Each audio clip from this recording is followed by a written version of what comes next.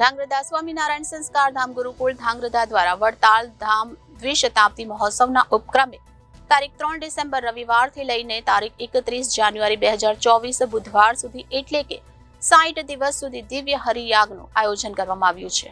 સમગ્ર ભારતીય માનવ સમાજની સુખાકારી તેમજ ભારત દેશના સુકાની માનનીય વડાપ્રધાન નરેન્દ્રભાઈ મોદી અને ભારતની સરહદે ફરજ બજાવી રહેલા આપણા સૈનિકોનું સ્વાસ્થ્ય પરમાત્મા સ્વસ્થ રાખે એવા શુભ આશ્રયથી પૂજ્ય ગુરુજીએ આ યજ્ઞનો પ્રારંભ કર્યો હતો, જેના અંતર્ગત આજે વર્ષના અંતિમ દિવસે શ્રી સ્વામિનારાયણ સંસ્કાર ધામ ગુરુકુળ ખાતે બ્રહ્મચર્યાસીનું આયોજન કરવામાં આવ્યું હતું, જેમાં 1500 થી વધુ ભૂદેવોએ પરિવાર સાથે જ્ઞાતિ ભોજનનો પ્રસાદ ગ્રહણ કર્યો હતો અને યજ્ઞના યજમાનોએ પરંપરાગત રીતે પ્રસાદ ગ્રહણ કરવા આવેલ તમામ ભૂદેવોની ભાવપૂર્વક તિલક પૂજન કરી દક્ષિણા અર્પણ કરી આશીર્વાદ પ્રાપ્ત કર્યા હતા.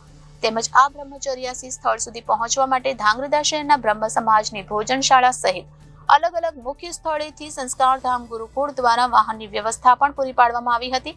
તેમજ અત્રે પધારેલ તમામ ભૂદેવોને યજમાન સહિત મંદિરના સંતો દ્વારા ભાવપૂર્વક ભોજન પીરસવામાં આવ્યું હતું. જય સ્વામિનારાયણ. સાધુ પૂર્ણપ્રકાશ દાસજી સંસ્કાર ધામ ગુરુકુલ ધાંગધ્રા.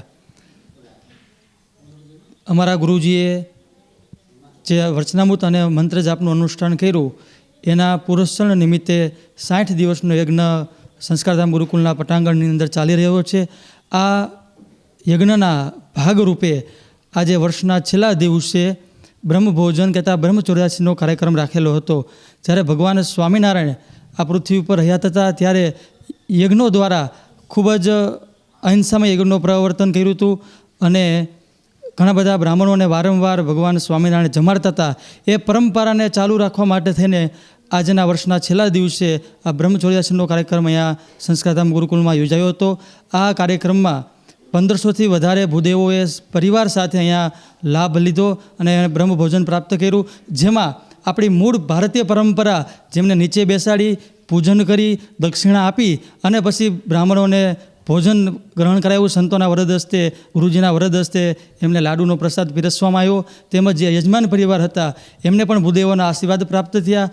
આ રીતે વર્ષના અંતિમ દિવસે સરસ મજાનો બ્રહ્મચર્યાસીનો કાર્યક્રમ થયો. એના દર્શન કરી અમે ધન્યભાગી બન્યા છીએ. અસ્તુ. જય Swaminarayan. Bureau report Janadesh news, Surendranagar.